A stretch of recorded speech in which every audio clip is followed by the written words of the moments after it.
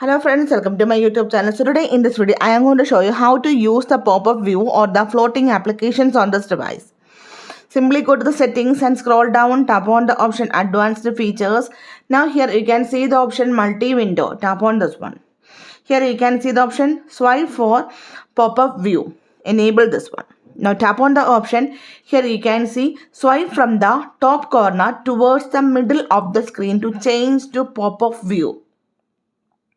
Let me show you.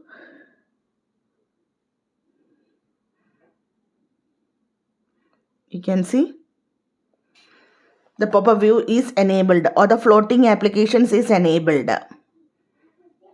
Okay. Now here you can see one single line. Tap on this one. Here you can see the option to exit from the floating applications.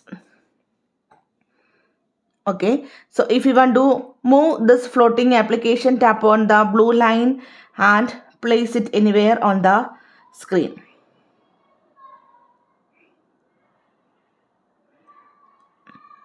Okay, if you tap on the corner side, then you can adjust the size of the screen also.